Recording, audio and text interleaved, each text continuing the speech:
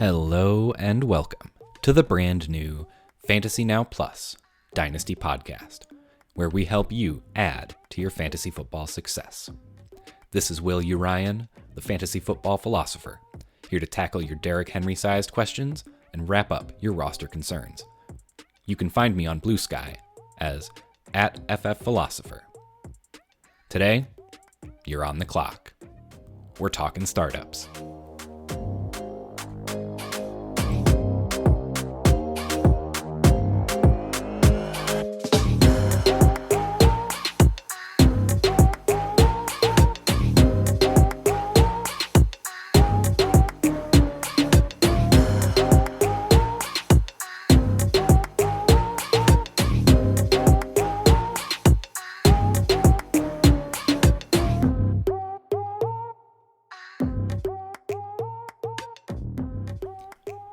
Before we kick things off, remember, you can find this content and more at fantasynowplus.com. If you sought out this podcast, you're probably already playing Dynasty. But in case you're new, we'll start from the beginning. Dynasty is one of the fastest growing formats for fantasy football leagues, offering a year-round experience of managing your own team of NFL players. Unlike seasonal redraft leagues, the players on your team will stay on your team until you trade them, cut them, or they retire. But enough about how things end. Let's talk about how to get started. First and foremost, and I cannot stress this enough, make sure you find the right league for you. Are you playing for fun? Do you want to win some money? Do you want to just play with your friends? Or do you prefer to beat strangers? No wrong answers, just make sure your league is for you. Before the draft, you want to know your league settings. For rosters, do you know how many players you're going to have to draft? How many of each position do you need to start each week? For scoring, does it become PPR scoring where receptions matter? Tight end premium, boosting that position even further? How are playoff teams decided? Is it based only off of record? Or do they try and make sure that someone who just had a terrible run of luck running into the top scoring team every week in their head-to-head matchup is still able to get in because they have a good team? Lastly, and in my opinion, most importantly, how is the rookie draft order determined? You do not want to waste an entire year losing, trying to tank, only to find out you do not get the 101. Now, you just need your draft plan. If there's one thing I can tell you about how to draft dominant fantasy football teams, it's this. Trust your plan. And be flexible. You don't want to get boxed into picks. And, okay, there are a bunch of things you need to know. There's all sorts of different ways to draft, but the point is, make sure you have your plan. To help you get a sense of some of the decisions that will face you during your draft, I'm going to fire up a mock draft and walk through it with you. We'll make it a 12-team super flex with PPR scoring. That means we're going to start a quarterback, 2 running backs, 3 wide receivers, 1 tight end, 2 flex, running back, wide receiver, or tight end, and then 1 super flex that could also be a quarterback. In case there are some redraft players joining us for the first time, I'm going to start with a win now approach that might be a little bit more familiar with them. You'll see a mix of value-based drafting and playing the ADP game with older, productive veterans. By taking this approach, we're likely to get an early return on the investment, which might pay for any future rebuild. The immediate production we're going to draft also gives you pieces to trade away, just in case you need to pivot due to some bad luck. And lastly, additional pieces for this roster really aren't that hard to come by. It's pretty easy to go out and find an RB2 or a wide receiver 3 that you can get pretty cheap from your league mates who are just trying to ditch production. The trade-off is the risk that veteran dynasty value can absolutely fall off a cliff. You may find yourself with your roster value cratering in one offseason, being left without enough liquid assets to manage your roster effectively. In this mock draft, I end up in the 4th spot. Josh Allen, Jamar Chase, and Jaden Daniels all go in the first 3 picks. At this point, I'm looking at probably taking a quarterback, maybe Justin Jefferson, and if it was tight end premium, I would consider Brock Bowers, but I think it's slightly too early for him, even though he gives a huge advantage over the rest of the tight end pool. I end up going with Lamar Jackson, who's playing at an MVP level over the past year, and really is the focus of his offense. I expect him to continue to produce like an elite dynasty asset for a few years, and frankly, he's a good bet to always finish as the QB1 if he can stay healthy. As the draft returns to me at the 21st pick, I was really hoping to get another quarterback here. Maybe Patrick Mahomes or Justin Herbert could fall a few picks. Unfortunately, they went ahead of me, so I'm looking at options like Drake London, Trey McBride, or Ladd McConkey. I decided to go with Drake London because I think he's a little bit more stable than Ladd McConkey. I like his situation better. Ladd's in more of a run-heavy scheme, and I think there's a chance he doesn't stay as the top target earner in that offense. A few picks later, and of course, Trey McBride and Ladd McConkey did go in the 6 picks in between my picks. So at this point, I'm going to shoot for upside.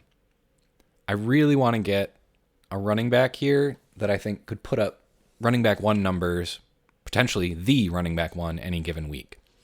So I'm going to be looking at players like Devin Achane, who can bust big plays multiple times a game, Breece Hall, who can be the centerpiece of his offense, or Jonathan Taylor. I end up going Devon Achane for the youth and the explosive plays. It's a ceiling play. I'm a little bit worried about Breece Hall given the uncertainty with the Jets in the offseason and the uncertainty with Jonathan Taylor in terms of QB play. We're not quite sure what Anthony Richardson is yet, and there's a chance that team turns into a rebuild sooner rather than later. Thus far, it's been hard to tell the difference between this win-now strategy and most dynasty strategies targeting youth. That's because in the early rounds, everyone is young and everyone is really good. As we continue through the draft, you'll start to see the difference, and I'll point out some situations where I end up going with aging vets that are going to produce more this year than some of the rookies or other young players that are probably more on the upswing of their career and will gain value in the coming years. As the draft works its way back to me in the 4th round, I see that Xavier Worthy's still there. Now, he's not an aging vet that would really fit this, but I do think he's one of the players that could explode any given week and provide us with much needed upside. And being young, he could help us for years to come. I'm watching the 4-5 turn here and seeing a lot of young players go. We've got some of the rookies going. Cam Ward goes, James Cook, Michael Penix Jr., Rome Odunze, Luther Burden III, and Sam Laporta. Again, all good players, all young players. Here's where we zig while everyone else is zagging for youth. At the 504, I'm going to go with Christian McCaffrey. It's early for him. Definitely. He's probably not the most valuable dynasty asset left on the board. I mean, I could look at receivers like Devonta Smith, Jordan Addison, young guys who have proven they know how to play. Maybe even Kenneth Walker III, who's shown that he can handle a large workload and is younger than Christian McCaffrey.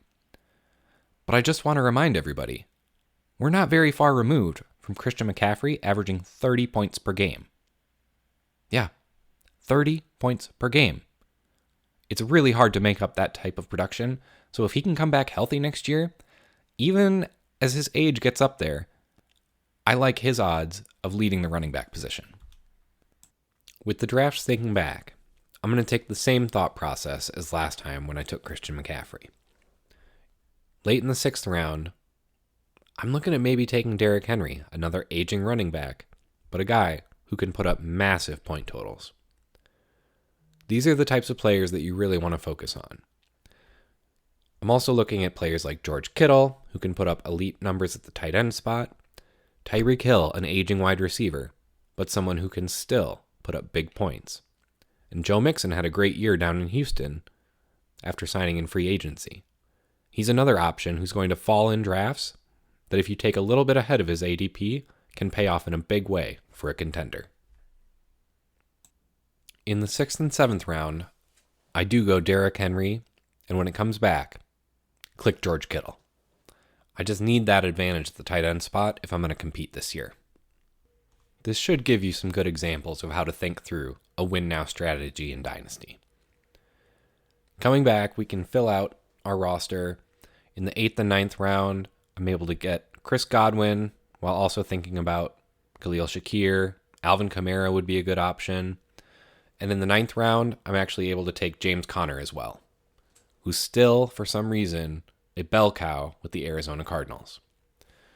So if we look through the roster that we've drafted so far, we end up with Lamar Jackson, Devon Achane, Christian McCaffrey, Drake London and Chris Godwin at wide receiver, George Kittle, Derrick Henry and James Conner in the flex, and we still have 2 spots to fill in our starting lineup. But as I discussed earlier, it's not that hard to trade for a wide receiver 3. And frankly, our last spot is a super flex spot. So maybe we can get an older QB2, someone like Stafford. You just want to target someone who you know is going to start and that can put up a reasonable score every week. So instead of dragging on going through all 20 rounds of this mock draft, we'll stop there. You've had a chance to see some of the thought process that can go into picks, some ideas for how to move your roster more towards a win-now approach. So now, let's start back over and run a mock draft with a punting roster, one where you try and tank to improve your draft pick and get ready to compete in future years. I really like to think of this strategy as a mix of tier-based drafting and positional hoarding.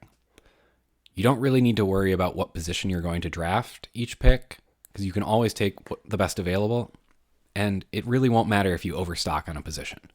If you end up with no running backs, that's fine. You're going to take essentially a 0 in that spot every week. You're not trying to win, so that doesn't hurt you. From a tier-based drafting perspective, you're not going to be so worried about picking the top player out of a tier because, again, you aren't so focused on winning. What you want to do is find the player in the tier that gives you the most value. You're looking for players that are going to increase in value.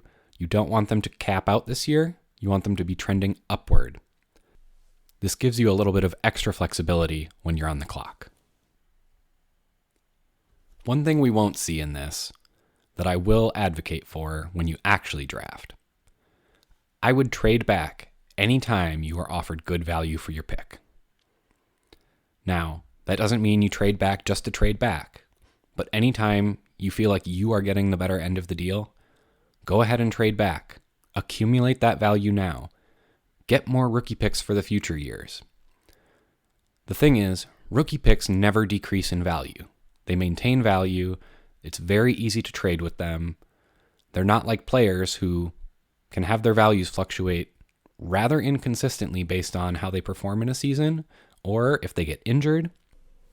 There are so many ways for player values to fluctuate that draft picks are going to be a much safer way to hold on to your roster value. If you're not ready to compete with a rookie draft coming up, you can just trade your current year rookie picks for future year rookie picks. Continue to build value for your roster and wait until you're ready to compete to go all in on a year. I tend to like this strategy because your roster core ends up getting set to last for years. You're more likely to achieve a true dynasty where you win or at least finish in the top 3 multiple years in a row. Being able to trade back should increase the overall value of your team or roster, and you can always get discounts on future picks if you're willing to wait. On the negative side, it's not a lot of fun to lose. It can really feel like wasted time as you go through a season not trying to win. And I hate to talk about this possibility, but you always risk that the league is going to fold before you can compete. For this mock, I'm going to sit back in the 10 spot. We were in the first half of the draft in the earlier mock, so this time we'll do the back half of the draft and hopefully talk through some different players. At this point, we see 9 players go off the board. It starts Josh Allen, Jaden Daniels, Jamar Chase, the same top 3, Lamar Jackson, Justin Jefferson, Joe Burrows, Malik Neighbors at 7, Jahmyr Gibbs at 8, and Brock Bowers at 9. So you've seen the top player come off at every position. I definitely would have considered Brock Bowers if he had fallen. His youth and just the positional scarcity of the elite tight ends that can produce as wide receivers is very, very alluring. Instead, I'm looking at going after a very, very productive quarterback. Jalen Hurts is still on the board. You've got CeeDee Lamb, Amon-Ra St. Brown, and Puka Nacua as well. I'm probably going to avoid running back with Bijan Robinson just because running backs are going to have a much shorter career comparatively to quarterbacks or wide receivers. Talking through the wide receivers, CeeDee Lamb, Amon-Ra St. Brown, and Puka, you could say there's a teardrop there after Amon-Ra St. Brown. I kind of consider all three of those to be in the same tier.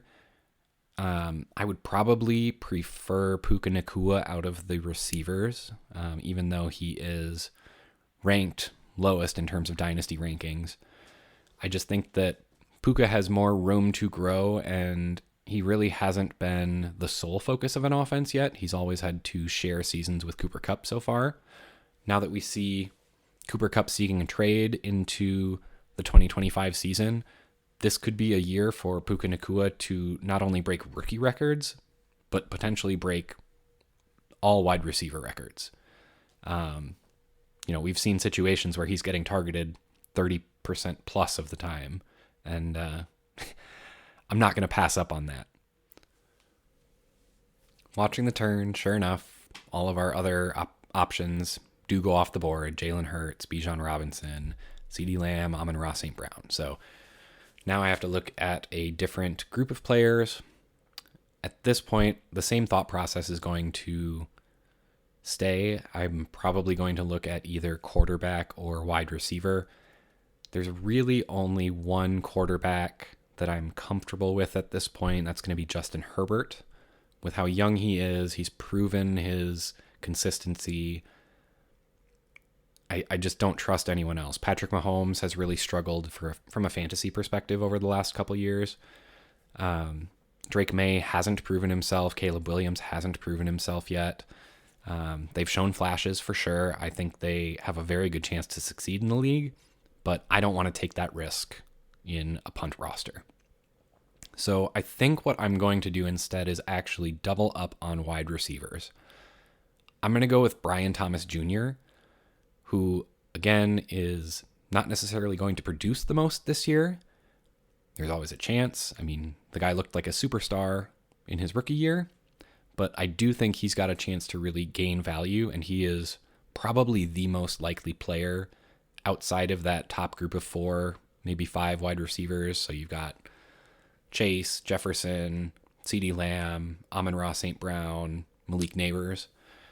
Outside of them, I think Brian Thomas Jr., maybe Puka Nacua, who obviously I liked earlier, have the best chance to jump into that hyper elite wide receiver tier. So I'm going to take a second stab at wide receiver here.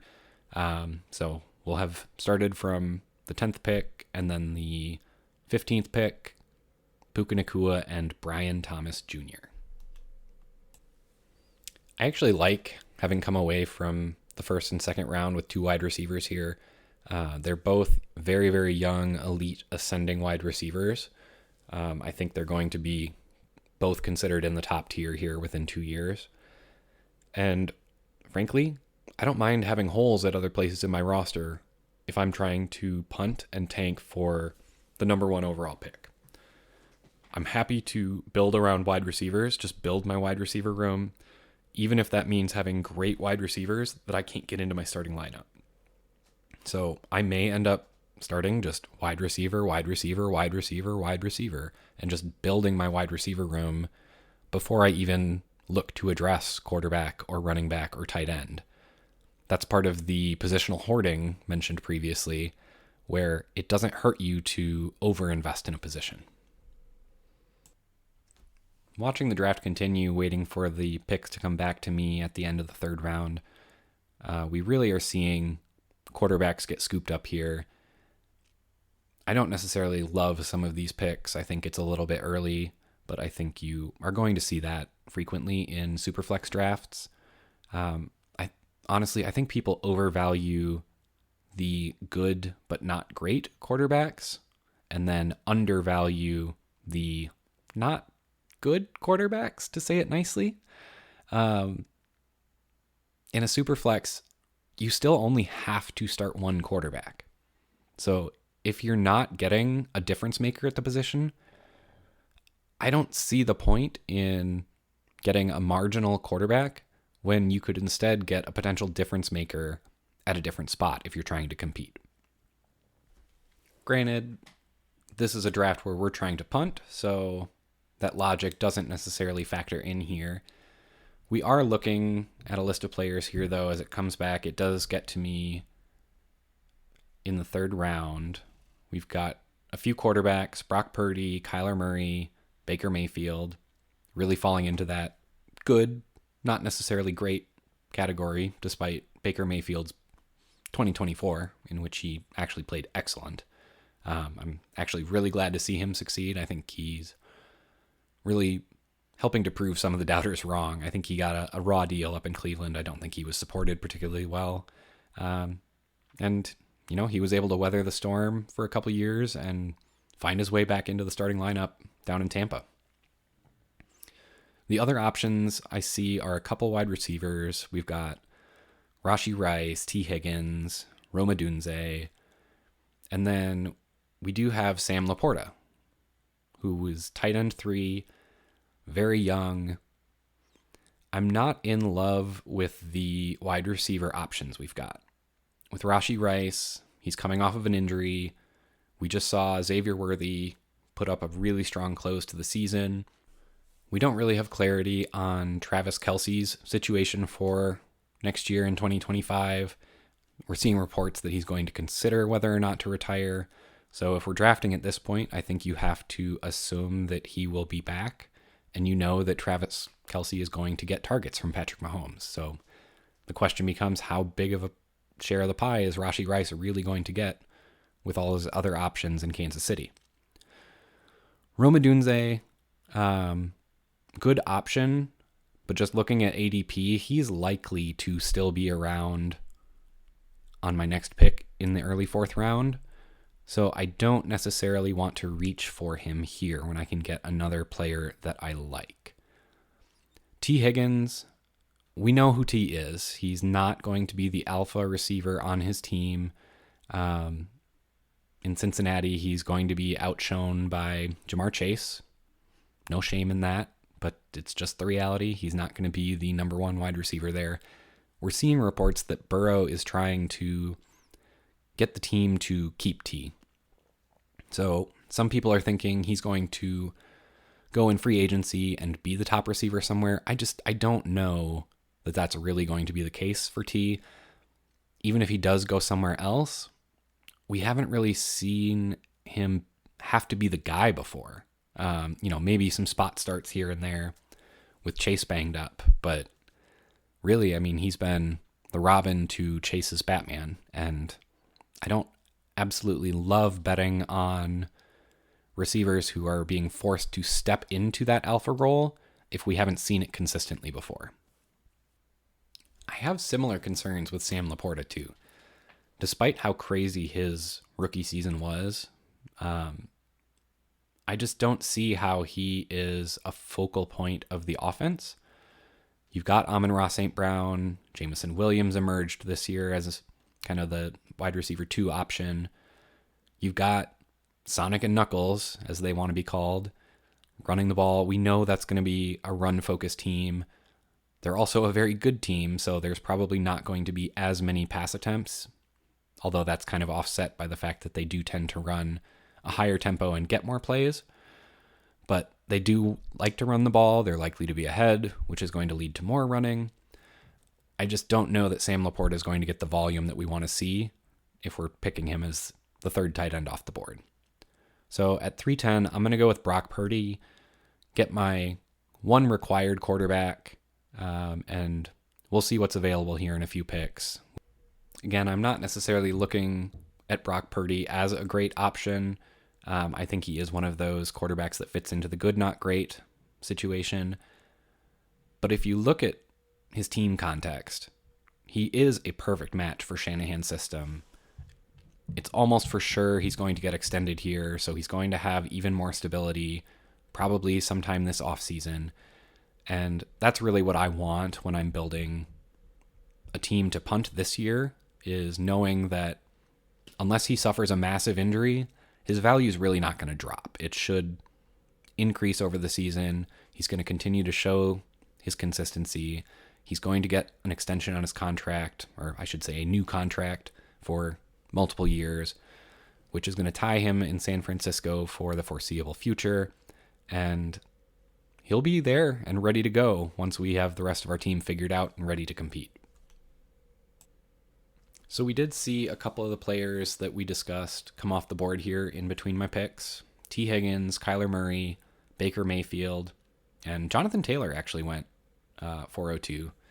I wasn't really considering Jonathan Taylor just due to the way that we're constructing this roster. I'm probably going to be trying to avoid running back for the most part unless the value is just too good to pass up. So we do still have Rome Odunze, Rashee Rice, Sam Laporta on the board. And as I scroll down, actually, I see Xavier Worthy too. I know we mentioned him tangentially when discussing Rashee Rice earlier. I probably should have considered him at the previous pick and will definitely consider him here. His close to the season was stronger than people realize. I think he was putting up 16 plus points per game almost every time. Hard to get that consistency as a rookie, and then you kind of see what he did in the Super Bowl, so you know he's got those spike weeks as well. I think, though, I'm going to stick with evals, and I'm going to go with Rome Odunze here. I think seeing Ben Johnson go to Chicago, knowing that they've got Caleb Williams on his rookie contract, I think he's going to have stability there. I don't really foresee Keenan Allen coming back. Even if he does, I don't think Keenan Allen will have the same impact that he had this year. Just remember, Rome Odunze in his rookie year was playing third fiddle to DJ Moore and Keenan Allen. So he wasn't even playing in position. I think with Ben Johnson, that's going to change. They're going to put Rome Odunze outside. He's going to play their X position. They can put DJ Moore into his preferred flanker role, where he's going to perform better, in my opinion. I think he was kind of forced out of position a little bit. And I trust Ben Johnson to use these guys correctly. So I'm going to go Rome Odunze in the 4th round, and we will see what people do here in the 4th and 5th before it comes back to us. While we wait, I'll also point out Rome Odunze, coming into his 2nd year, he's one of those players that is going to increase in value as his role grows. So as much as he's valued right at the 3-4 turn in Dynasty right now, I could easily see him jumping up to late 2nd round next year if he has a good season. If not, he's probably not going to fall given his draft capital. 1st round pick, playing with a good QB. Again, it'll be the 1st year with an OC, so I think even with a disappointing year, he's going to get some excuses made for him. So he doesn't necessarily have to ball out this year to maintain and increase his value. So it is coming back to me. We're going to see a much different pool of players now, as everyone's kind of getting picked here. So it does get back to me with some wide receivers on the board. I'll look at some other positions too. It looks like we've got Chase Brown, Derrick Henry, Christian McCaffrey, Chuba Hubbard at running back. All good players, but Chase Brown, really, really solid season here, but do they really want him to carry the load, or are they going to make a move this offseason? Derrick Henry, Christian McCaffrey starting to age, so are they going to still be at their peak when we're ready to actually compete and try and win a title? I just don't think any of those players make sense for our roster. Again, you could go with quarterback. Tua's there. Dak is there. I think I would trust them. They've both shown to be pretty good quarterbacks. I think they're safer than people realize. But I really just need to lock in on wide receiver. I'm looking at the options. It's Jalen Waddle, DK Metcalf, George Pickens, all younger guys. There's Terry McLaurin as well, who's a little bit older, but younger guys who have a chance to really ascend and jump into the next tier up. So with Jalen Waddle, you're looking at, he's been sharing time with Tyreek Hill. He's struggled to stay healthy. Tua has struggled to stay healthy. So he's really seen a little bit of value decrease over the last couple of years, despite the fact that I don't think he's done much wrong. His production's been a little bit low, but other than that, he still looks good. He's in what should be a decent situation if people can stay healthy. Tyreek Hill might move on. He talked about after the season being done in Miami. I don't think that's necessarily going to be the case, but there's a possibility. He is aging, so Jalen Waddle may end up being the alpha wide receiver there sooner rather than later. For DK Metcalf, Seattle was interviewing offensive coordinator positions on the basis of how are you going to maximize DK Metcalf. They look at him as a cornerstone player, so he's going to be the focal point of the passing game. That's just the way that it's going to be. He's going to be their downfield threat. They've got JSN to take some pressure off of him underneath with all of the possession-style receptions. And DK Metcalf is going to be the guy who's going to catch the long ones, spike, catch and run, be hard to take down after the catch. He's another good option there. George Pickens kind of, I guess to me, isn't quite in the same tier. So I'm actually not going to consider George Pickens. I think he's kind of Jalen Waddle and DK Metcalf light. I don't trust the situation in Pittsburgh, which not necessarily Pickens' fault. I do think he's really talented, but we don't know what they're going to do at quarterback. Even if they do bring back Russ or Fields, I don't know that we're going to get the consistency out of George Pickens that we're going to need for fantasy success. We know that that team is built to run the ball. They're strong in the trenches. They're going to want to be a physical team. So I'm going to take George Pickens off the list. And between Jalen Waddle and DK Metcalf, I do think I'm going to go with Waddle because I think there's more room to increase in value. You end up seeing Jalen Waddle start to produce with Tyreek Hill there. I think his value rebounds up to kind of the same level that it had been a couple years ago, where everyone was expecting him to become a star. If Tyreek Hill retires, gets traded, just moves on in free agency, whatever, if he opens up that alpha spot, I think Jalen Waddle could step in, get high 20% target share, and no one would blink an eye. No one would be surprised. So if that's what we're looking at there, give me that guy as opposed to DK Metcalf, who I know has some pretty big receiving threats with JSN, even though Metcalf is going to be kind of their preferred option. Geno Smith, as a veteran, is going to know that if teams are dictating DK Metcalf isn't going to get the ball, Geno Smith will just check it down and take what the defense is giving.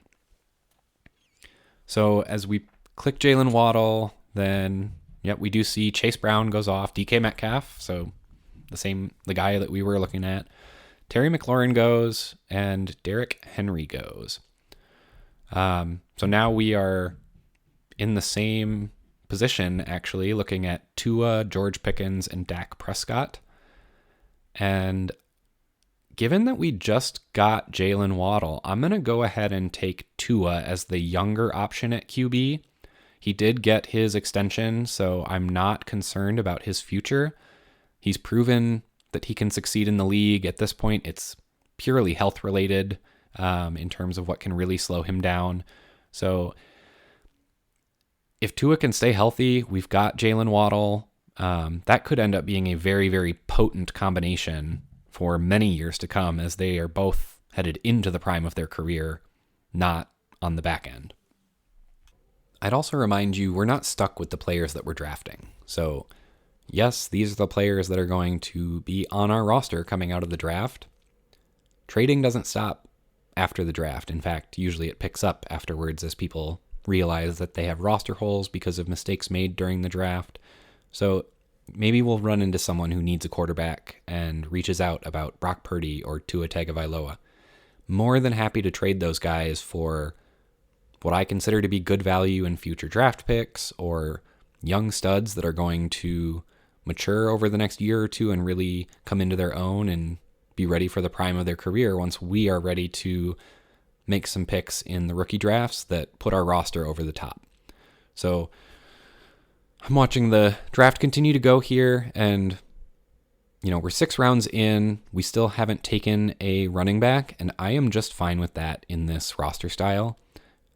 There's no point in taking a running back that's going to produce and make it more likely for us to earn points week in and week out if we aren't actually trying to compete. So we've got, I think it's 4 wide receivers now that are all very good options.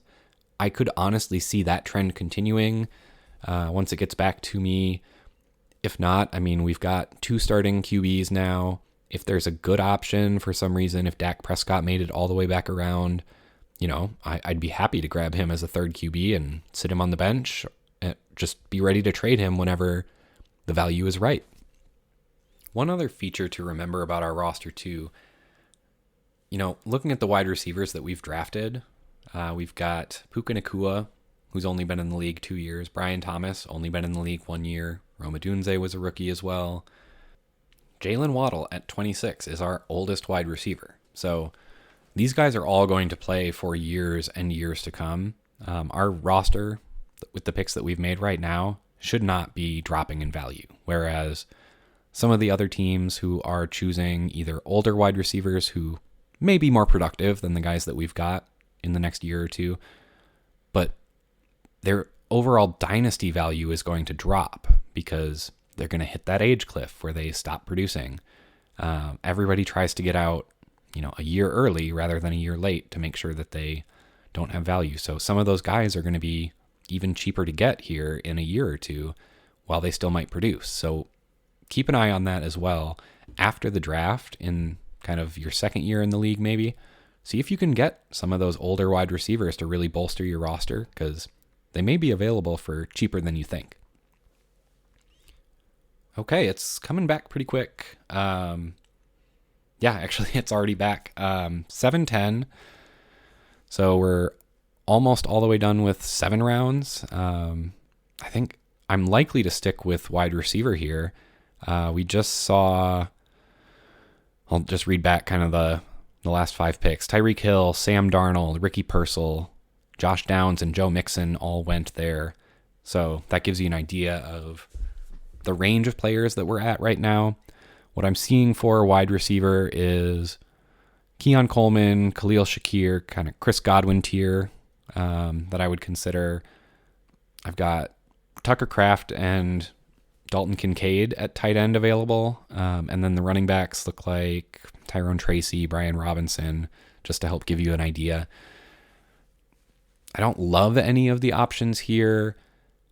I probably would try and trade back if this were a real draft, but since we're not doing that, I think I'm going to go with Keon Coleman being the younger of the two between he and Khalil Shakir. I think we just don't know what Keon Coleman's ceiling is, and being tied to Josh Allen, that ceiling could be pretty substantial. Even though he didn't necessarily show it year 1, he still had a productive rookie season. So I'm okay going Keon Coleman there. And then as we wait for a couple more picks here, it actually comes back. So Tyrone Tracy went, and then Khalil Shakir. 2 more picks. We see Brian Robinson go. And the last pick before us is Chris Godwin, who I would have snapped there kind of as a teardrop for me. So I think looking at it, there really is kind of a teardrop down to receivers there. You get Cortland Sutton, Michael Pittman. They're good, but they're starting to get a little bit older. Those are the types of guys who very well could start seeing their dynasty value drop. And frankly, they're probably already undervalued as it is. So I don't necessarily want to invest in them right now. Instead, I'm probably going to look at tight end here. We do have Dalton Kincaid and Tucker Kraft available. So between them, I'm going to take Tucker Kraft just because we saw him be more productive this year. Dalton Kincaid has disappointed. He's got a lot of hype, so he may end up being that post-hype sleeper that does break out with Josh Allen, but I'm just more comfortable with Tucker Kraft and being under 25. I think he's 24 and change. Tucker Kraft is going to be available for years to come. He's in a good Green Bay offense. They've got Jordan Love locked down, so I expect his production to continue for long into our championship window. And we've now more or less filled our starting lineup, with the exception being running backs. We do have 0 running backs so far through our first 8 picks. Again, that's part of this strategy, is to kind of find a position to just ignore if you can. And we know we're just going to end up not producing many points there. So what I'm going to look for later in the draft is kind of those handcuff guys that, they're really cheap because they're not going to play very much. But if their starter goes down, and we all know running backs get hurt, get dinged up, there's a market for them. Their value spikes. So you can draft them cheaply now and then just flip them whenever their value spikes for that week, 2 weeks, 3 weeks, whatever it is that they're going to get the starting job while the starter recovers. So that's kind of my strategy at running back here. And then from there, I'd probably just strengthen up our wide receiver room. I'm going to keep hammering depth there, get young guys that have a chance to ascend. Same thing at tight end. We started with Tucker Kraft. We might be able to find some other young guys who haven't really gotten a shot yet. Luke Schoonmaker has been behind. Jake Ferguson down in Dallas. So guys like that have a good profile, have succeeded in limited opportunities, and just haven't been given the green light yet by the coaching staff. So hopefully they'll get their opportunity if we can get them on our roster, and they'll increase in value too. But I'm going to wrap it there so that you guys don't have to wait for more picks. This has been pretty fun for me, getting back into drafts so close to the Super Bowl. Usually it takes me a little bit longer. So thank you all for tuning in. It was really fun to get the draft juices flowing. If you have any questions, definitely feel free to hit me up on Blue Sky. Quick reminder, I am at FF Philosopher there. So happy to answer questions there. Anything was unclear in this pod, definitely feel free to clarify. Otherwise, you can keep an eye on the website. That's fantasynowplus.com.